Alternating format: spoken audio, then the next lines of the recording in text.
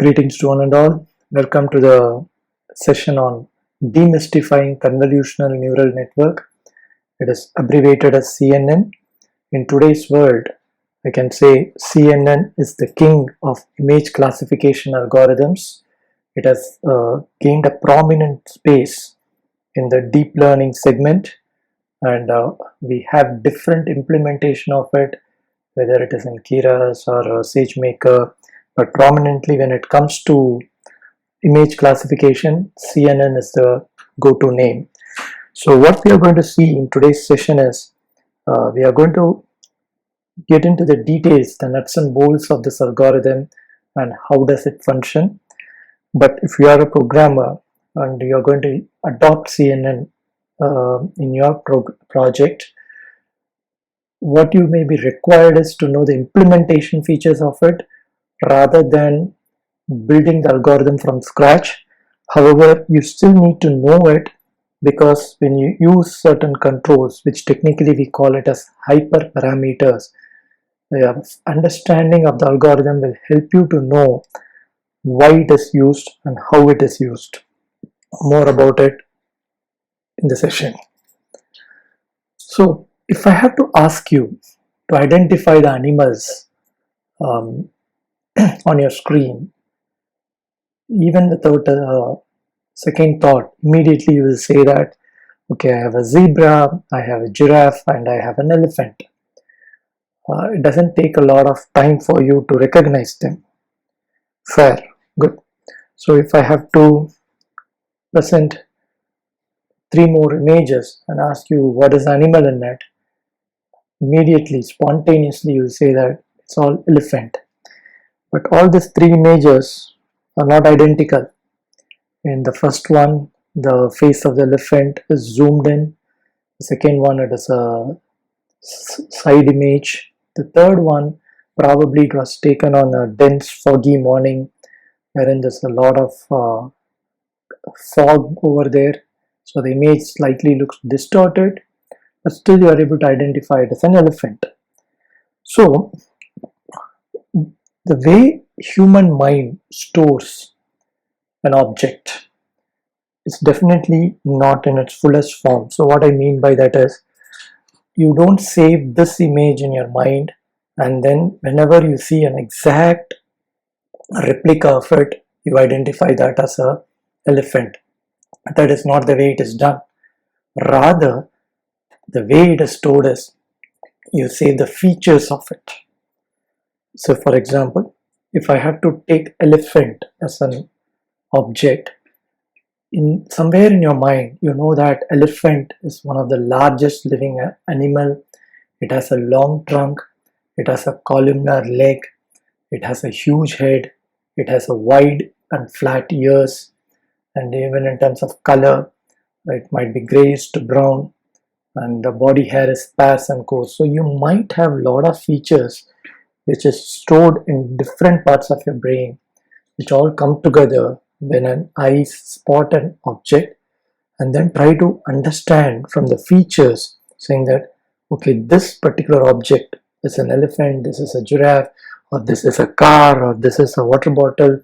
So basically, the way mind calculates or process an image is based on its features. So in our case, to make it very simple, probably somewhere in our mind we have stored an elephant, meaning it will have a long trunk, it will have a columnar leg, it will have a wide flat ears, and those features will help you to identify an elephant. And I can say the same thing about zebra. So you might recognize the strips on it. A giraffe, you might characterize it by a long neck. So these are certain features which is stored at different parts of your brain, which come together in identifying an image which is being captured by your eye. And that's the reason, if you really see, if a person unfortunately meets with an accident and some part of his brain is damaged, it's not that he loses complete memory, but he finds it difficult or he struggles in retrieving and accessing memory which is saved in his and the part of the brain which was damaged. So basically, brain doesn't just stores one image and says that anything which replicates this will be identified as a so and so object. So when that happens, right, why do we expect a computer to operate in a very primitive form? So for example, if we are going to give two images like this to the system and say whether they are same, if I'm going to do a pixel to pixel comparison, definitely I'm going to say no, because both images are not identical. But logically and technically, if you really ask me, both are images of an elephant. So ideally it should have been this, it should be saying that both belongs to elephant. But if you are going to go by pixel to pixel comparison, which is the most primitive form of image classification, which doesn't work, we will be getting a result saying that both are not equal. So in CNN, what we are trying to do is we are trying to mimic the way our human mind operates. So rather than going with a pixel to pixel comparison, I'm going to go ahead with a feature mapping, saying that okay, if I have an elephant, I normally expect it to have a wider ears, a columnar leg, and a trunk, right? It can be many other features as well, but for simplification, I can take three of them. So now, whether an image is zoomed in, whether it is zoomed out, whether it is distorted, whether it is rotated, doesn't matter, because what really is important or essential for our algorithm is the features of the image rather than the actual size or the degree of distortion or the degree to which it was rotated.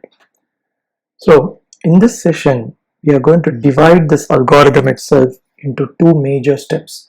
The first step will deal with the formation of a vector, and the second step will deal with weighing of that vector in identifying an image. So both these steps should work together or one after the other in helping us to identify an image. So let's divide it into two segments for the simplicity sake, and we will take one at a time. So let's get on to the formation of a vector.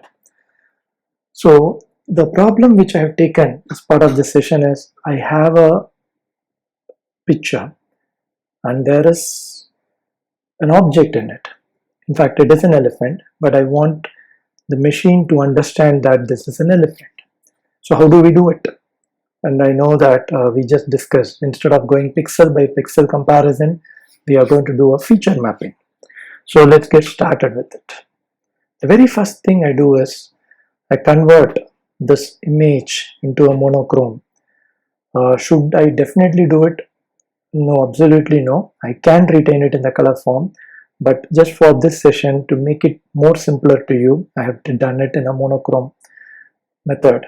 Else the cells will be taking different color values. Here I will stick on to black and white. And the second step is I mapped this image in a 8x8 grid.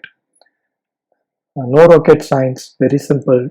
Took an image, made it monochrome just for simplification. In real world, you need not do that. When a processor is doing it, it will be able to handle larger numbers. But here we will stick on with simple binary numbers. So I made it as a 8x8 grid. Now, similarly, I took a feature of the year. You can take any other feature, but I just consider the year, which was here, and I mapped it to a 3x3 grid, a monochrome grid. Now, I'm going to digitize this grid. So wherever the object or the image is present as part of the cell, I'm putting it as +1, and whichever cell doesn't have any portion of the image, I'm making it as -1. Straightforward feature. I'm not doing anything. So if I have a cell which has a full or even a part of the image, I'm putting it as +1. Wherever I don't have any overlap, I'm making it as -1.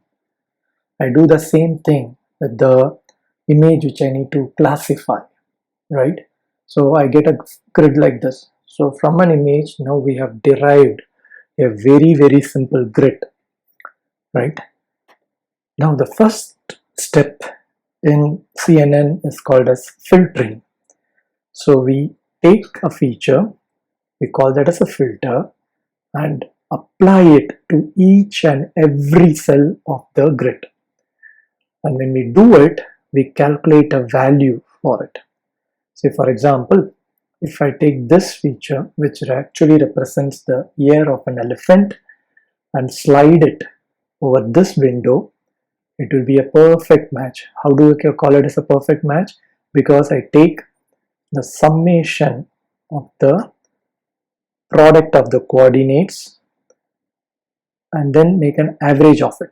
So 1 cross 1 plus 1 cross 1 plus 1 cross 1, and similarly minus 1 into minus 1 becomes plus 1, minus 1 into minus 1 plus 1, minus 1 into minus 1 plus 1. So the summation of the products of this window with our filtering window is 9, divided by the number of elements in the filter, which is 9. So 9 by 9 is equal to 1. So when I apply this filter, and if it is an exact match on the feature, you get as plus 1. But need not be the case always. When I slide it to a different segment, in this case I get 0.33.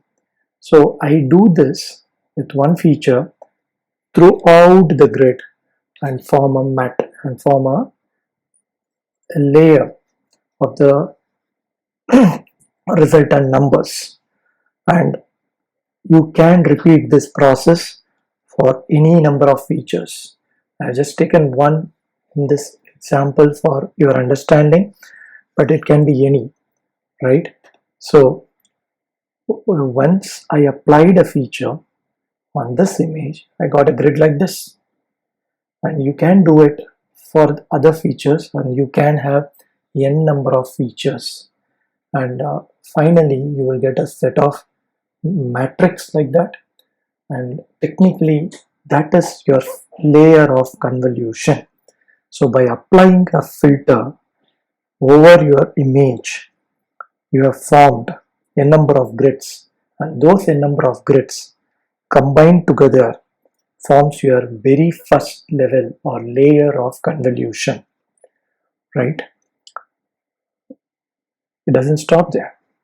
Now, as I said, if you are a person who is going to implement convolution in your project, you will not be actually designing this algorithm from scratch. Rather, you will make use of the inbuilt algorithm. So in such cases, you need to know if there are certain parameters which you are passing to that, why you are doing it, and what is the effect it has. And that is technically I call as hyperparameters. It is something similar to the car, where a driver need not be knowledgeable on the working of the combustion engine, but he needs to know when he applies a brake, the vehicle will slow down and will stop. And when he pushes the accelerator, it will gain speed. Similar to it, in whichever implementation, when you use CNN, it will offer you certain hyperparameters. So in this case, for the filtering, the number of features which you select is one such control, and the size of the filter. In our case, the size of the filter, I took it as 3 cross 3 matrix, and I just took 3 of the features, but you may choose to do 1000 features or even more. The more the number of features, it helps you, but it also increases the computational capacity or the demand. So basically it's a trade-off between the cost as well as the accuracy. So hyperparameter for step number 1, filtering, is the number of features which you select and the size of the filter, which in a layman term is the matrix size. So you have just applied filtering and you have got a set of grids which forms your layer of convolution. It doesn't stop there. Then you get on to a second step called as pooling. Why pooling? Because these grids are huge in size. So you want to reduce the parameters in a very systematic way without distorting the information. So how do you do it? You can do it in multiple ways. You have a max pooling, average pooling, min pooling. There are a number of ways you can do it, but in standard, industry standard, most of them, they use max pooling. So what you do is you select a window size. Say in my case, I can select a 2x2 window and stride over every 2x2 cells in your resultant matrix. So if I have to go max pooling, in this 2x2 cell, the maximum number is 100, so I retain 100. In this 2x2 grid, the maximum number is 184, I retain it, so on and so forth. So the resultant matrix is a compressed version with reduced parameters, which will be more manageable in size. In all our examples, we are just seeing 8x8 grid or 10x10, but in real world, the grid might be humongous. So pooling actually helps you to reduce the parameters and simplify the computation process. So again, coming back to the hyperparameters here, you will be seeing what is the grid size which you are choosing and what is the window and how much stride you are making. So in our elephant example, this is the matrix we got, and when I apply pooling, max pooling, so this is the cell, so I get 0.55, and this is the other grid, the maximum out of it is 0.55. Here the maximum is 0.55. Here I'm left with only 2, so I'm not going to stride backward. I'm just going to consider this, and out of which the maximum will be minus 0.11. So I have compressed using the pooling technique, max pooling, from a large matrix to a more compressed version. So again, the hyperparameters here are the grid size and the strides which you take. Are you done with this? Not really. We are more close to it. Then the last step is called as normalization. Why do we do normalization? So if you are someone who had been working in any type of an organization, I believe during the appraisal process, you would have already seen this in practice. So maybe there are two managers in an organization, manager A and manager B. Manager A is little strict in nature, who is not liberal with the rating, whereas manager B is more liberal, he gives a better rating. So the people under both these managers shouldn't get penalized just because the yardstick is slightly differing. So what an HR does is he or she normalizes the rating in a way that the bias is removed. So basically, a person working under a strict manager and a person working under a lenient manager doesn't get influenced by their individual attitude, but rather it is flattened in a way that the employees are still ranked fair enough. So what does that have to do with CNN? So basically what happens is, let me give you a real world example which I've shown here. Assume that you are building a model completely on Asian elephants, and then you want to classify an elephant which belongs to the African category, an African elephant. Logically, an elephant is an elephant, but technically, if you see these pictures, you can understand that there are some minor differences between an African and an Asian elephant. If I have to give you another example from one of the blogs which I read, if you train a model based on all the black cats and then use the same model to identify a colored cat, cat remains the cat, but because the color changes, then the model tries to relearn and gets into a mode wherein it has to process everything back again.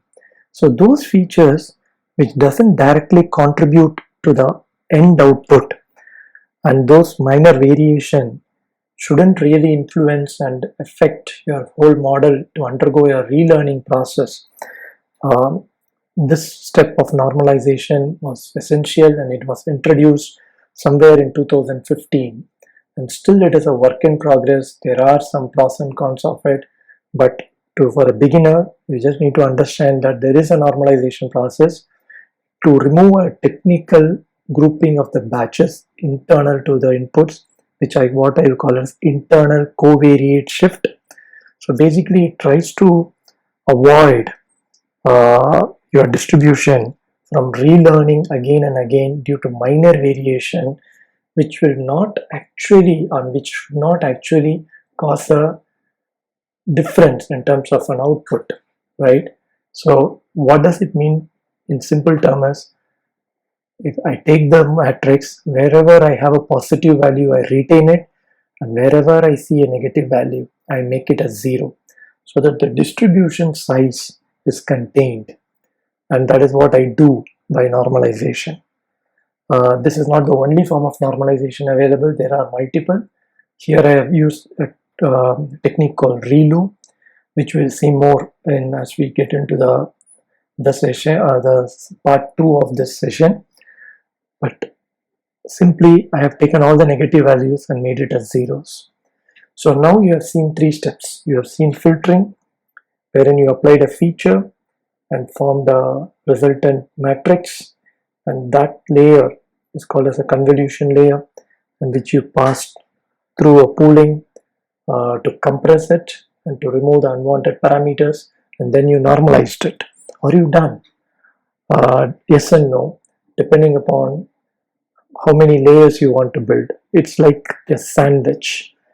You can keep accumulating one above the other, one above the other, so that the degree, the layers, number of layers will be cascading, and finally you will have a better grid which is getting formed.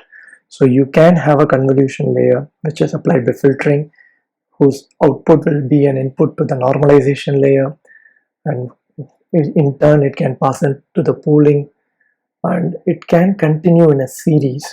So the number of layers which you form again is a hyperparameter. That is something which you will fine tune in your algorithm when you implement it. More the layers, better the model, but again it comes at a cost. It comes at the cost of your data, it comes at the cost of the computational power and the time you have, right? So normally I have seen people going up to level 10, level 15, but you can even restrict it to one layer. So fundamentally, going back to our vector formation phase, so I took a elephant's image, and which is the problem statement was, I want a machine to understand and classify what it is. So we went through a series of steps from convolution, normalization, pooling, and subsequently we repeated it until we formed a very handy grid. Each of the grid represents one feature which you might have taken. In my case, I assumed I have used 3 features, but you could have taken many more. So we have just formed a grid. We have not solved the problem. So in stage 2, using this vector, we'll go through some of the very interesting concepts like differential calculus, gradient descent, and other terminologies, which will help us in classifying the image and how does it learn by back propagation, so that in the same grids or the same set of the same model can be used to identify other images as well, which can be a giraffe, which can be a zebra. So it's going to be interesting, but I don't want to put everything in the same session and confuse you a lot. So this is the end of the phase 1, where we have just formed the vector. We will start with phase 2 with the same vector and then continue forward. If you have any questions, feel free to reach me by either commenting on this video or by dropping me a mail at queryshami@gmail.com. It will be mentioned in the description section of this video. Hope you like it. Thank you.